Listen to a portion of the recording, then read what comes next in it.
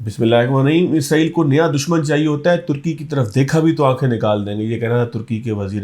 خارجہ کا۔ آخر معاملہ ہوا کیا ہے؟ کشیدگی بڑھ کیوں رہی ہے؟ صورتحال بنے گی کیا؟ کیا ایک اور جنگ شروع ہونے والی ہے؟ تمام چیزوں کا جائزہ لیں گے۔ اس کے ساتھ ساتھ عباس عراقی اور باقر کالیباف کے قتل کا منصوبہ بنتا ہے، ایک نہیں بلکہ 2-3 مرتبہ ایسا ہوتا ہے۔ کیا کچھ ہوتا رہا، تفصیل کے ساتھ آپ کو بتائیں گے۔ اس کے ساتھ ساتھ ایک بڑی اہم خبر ہے کہ field marshal Asim Munir Tehran پہنچ گئے ہیں۔ آخر اب کیا ہوا ہے؟ مذاکرات تو ٹھیک ٹھاک چل رہے تھے، تو فیلڈ مارشل کا تہران جانا کیا سبب بنتا ہے؟ اس کا کیا خبر ہے وہ بھی آپ کو بتائیں گے۔ اس کے ساتھ ساتھ امریکہ کا اسٹیٹ ڈپارٹمنٹ کہتا ہے کہ پاکستان دفاع کا حق رکھتا ہے، ہم پاکستان کے دفاع کے حق کے ساتھ ہیں۔ آخر بات کیا ہوئی؟ کہاں پر، کس ملک کے حوالے سے پاکستان کے حملوں کو اب امریکہ کی پشت پناہی حاصل ہوگی یا امریکہ کی سپورٹ حاصل ہوگی؟ اس کے ساتھ ساتھ مشرق وسطیٰ کے اندر ایک نیا اتحاد بن رہا ہے، سعودی عرب اس کی قیادت کر رہا ہے، کون رپورٹ کر رہا ہے، پاکستان کا کیا کردار ہے، یہ بھی آپ کو بتائیں گے۔ اس کے ساتھ ساتھ بھارت میں بڑا وبیلا ہو رہا ہے کہ سب غدار ہیں۔ یہ کون کون سے غدار ہیں، آخر انہوں نے غداری کی کیسے تھی، اس کی بھی آپ کو تفصیل بتائیں گے۔ اور اسلام آباد ہائی کورٹ میں ایک بڑا انٹرسٹنگ آج ایک اسٹے آرڈر آیا ہے جو ٹول ٹیکس کے حوالے سے ہے اور نیشنل ہائی وے اتھارٹی کے خلاف ہے۔ وہ کیا بات تھی، آخر میں اس کا بھی تذکرہ کریں گے۔ پہلے ذرا آ جاتے ہیں اسرائیل کی طرف۔ اسرائیل بڑا پریشان ہے کہ امریکہ ترکی کو F-35 طیارے دے رہا ہے، ترکی کے ساتھ تعلقات بڑھا رہا ہے، نیٹو میں ترکی کے کردار کو تسلیم کرتا ہے، ترکی کے ساتھ جو ہے وہ دفاعی معاہدے کر رہا ہے جس میں جو ہے وہ جنگی جہاز اور اس کے ساتھ ساتھ جو دیگر جو بحری جہاز ہوتے ہیں، جو جنگی بحری جہاز ہوتے ہیں، ان کی اپ گریڈیشن اور اس کی جو سروسز ہیں وہ تمام چیزیں جو ہے وہ ترکی کو فراہم کر رہا ہے۔ اور دوسری جانب جو ہے وہ ہم دیکھتے ہیں کہ ترکی کے جو صدر ہیں وہ جو پاکستان کے دوست بھی ہیں، وہ ترکی کی دفاع کے اندر جو ہے وہ اسرائیل کے خلاف بہت سختی سے بولتے ہیں، کہتے ہیں کہ اگر آپ نے جو ہے وہ قریب بھی آنے کی کوشش کی تو آپ کا منہ کچل دیں گے، آپ کی آنکھیں نکال دیں گے۔ اور ترکی ایسا کر بھی سکتا ہے۔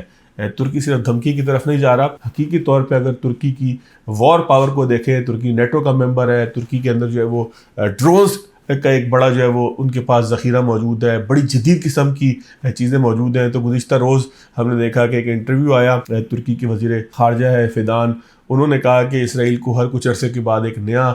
دشمن چاہیے ہوتا ہے، اور اسرائیل اس وقت ہم سے تعلقات بگاڑنے کی کوشش بھی اس لیے کر رہا ہے کہ وہ ایک نئے دشمن کی صورت میں ترکی کو اپنے سامنے رکھے، لیکن وہ یاد رکھے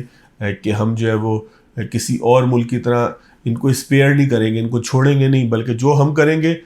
وہ انتہائی خوفناک ہوگا اور خطرناک ہوگا۔ تو آپ یہ کہہ سکتے ہیں کہ ایک نئی مہاجرائی اسرائیل اب شروع کرنا چاہتا ہے اور ترکی سے جو ہے وہ بات چیت کر رہا ہے۔ اور ہم نے دیکھا کہ ایک انٹرویو جو اسرائیل کے پرائم منسٹر ہیں بنیامین نتن یاہو کا، ان کا بھی تھا، اور وہ تنقید کرتے ہیں رجب طیب اردگان پہ جو ترکی کے صدر ہیں، اور کہتے ہیں کہ جب یہ استنبول کے میئر تھے تو ہمیں اس وقت بھی ان سے مشکلات تھیں، اس وقت کے صدر ان سے ڈرتے تھے جو ترکی کے تھے کہ کہیں استنبول کا میئر ناراض نہ ہو جائے، کچھ مقدس اشیاء کی ٹرانسفر کی بات ہو رہی تھی۔ تو بہرحال محسوس یہ ہوتا ہے کہ خطے کے اندر جو بھی اب نیا تنازع ہوگا تو اسرائیل کی نظریں جو ہیں وہ ترکی کی طرف ہیں، لیکن اسرائیل پریشان ہے کہ ترکی جو ہے وہ ایک بڑا جدید ملک ہے اور اس کو بڑی سپورٹ حاصل ہے جو ہے وہ یورپی دنیا کی بھی، اور اس کے ساتھ ساتھ امریکہ کی بھی جو ہے وہ ان کو بڑی سپورٹ حاصل ہے۔ اور خود جو ڈونلڈ ٹرمپ ہیں وہ کہتے ہیں کہ جی میں ترکی کے صدر کو بڑا پسند کرتا ہوں۔ تو بہرحال اس صورتحال میں اسرائیل کے لیے آسان نہیں ہوگا، لیکن اسرائیل بہرحال ایک بدماش کی طرح جو ہے وہ کردار ادا کرتا ہے۔ اور جب ہم بدماش کی بات کرتے ہیں تو ہمیں نہیں بھولنا چاہیے کہ اسرائیل کے حوالے سے نیو یارک ٹائمز میں رپورٹ آئی ہے کہ اسرائیل نے متعدد مرتبہ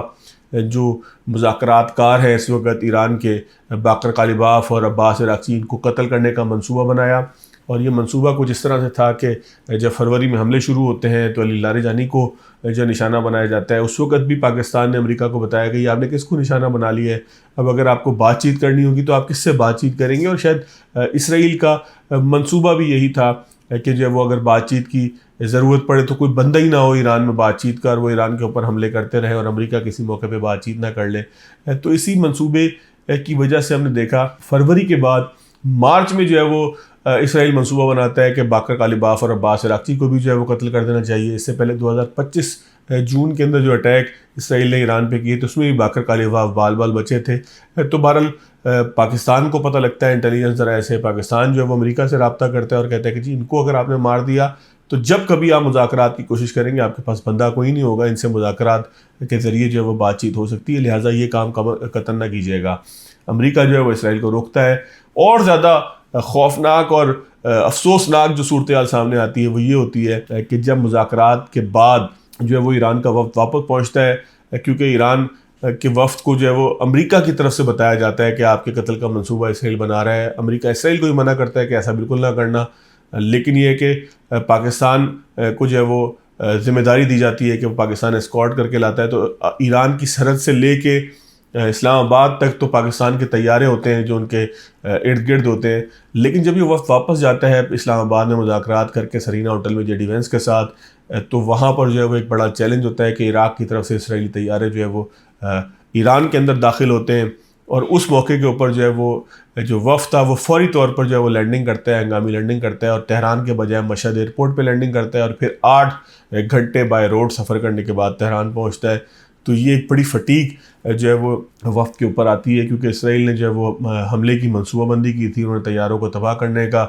پلان بنایا تھا کہ جو مذاکرات کے بعد وفد کو واپس لے کے جا رہے تھے۔ تو امریکہ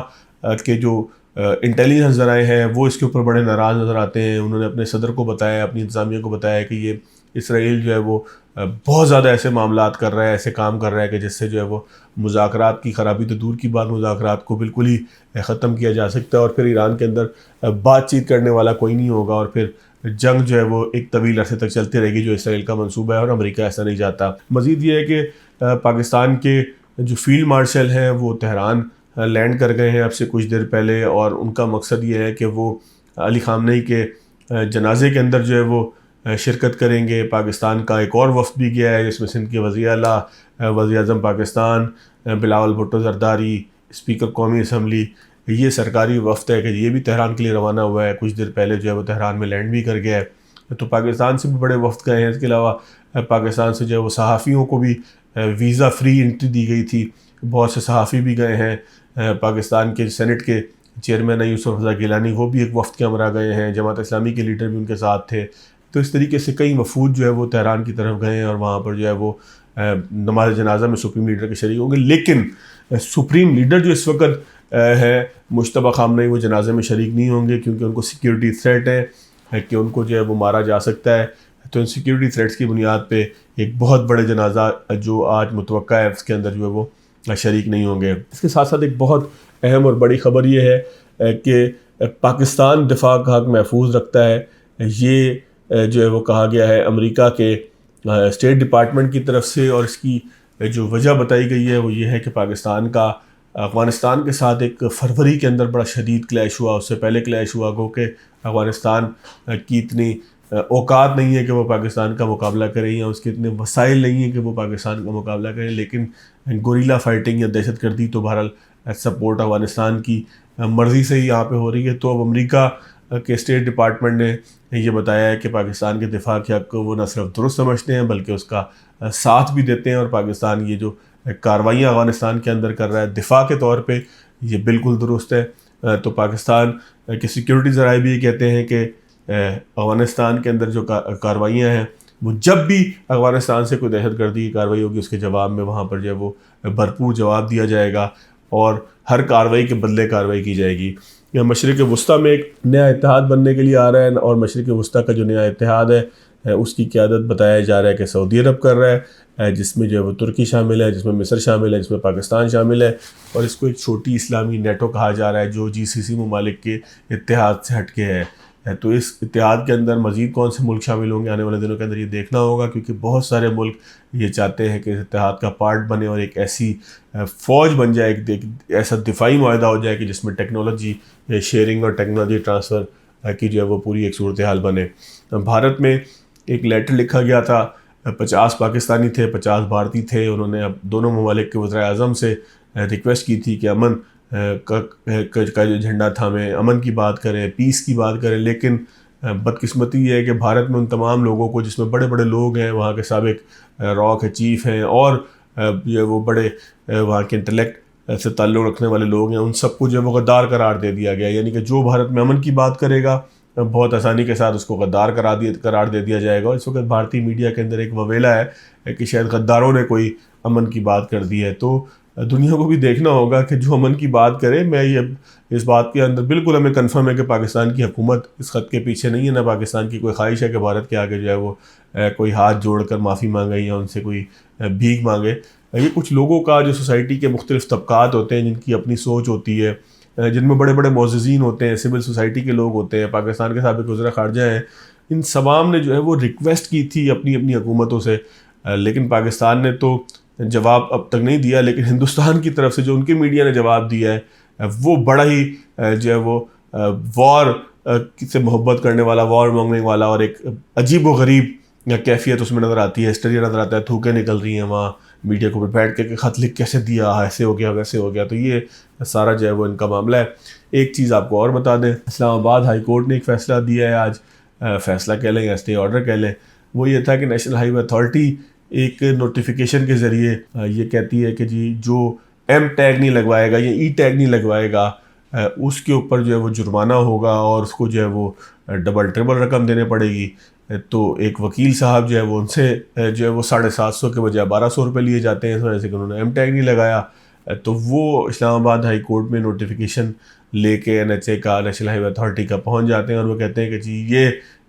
ہائی وے اتھارٹی کا مینڈیٹ ہی نہیں ہے کہ وہ زیادہ جو ہے وہ ٹیکس وصول کر سکے یا جرمانہ کر سکے، کہ ڈسکرمنیشن کریٹ کر سکے. تو جب نیشنل ہائی وے اتھارٹی کا ایکٹ نکلتا ہے تو پتہ لگتا ہے کہ وہ ٹول ٹیکس کی ذمہ داری تو ان کے پاس ضرور ہے،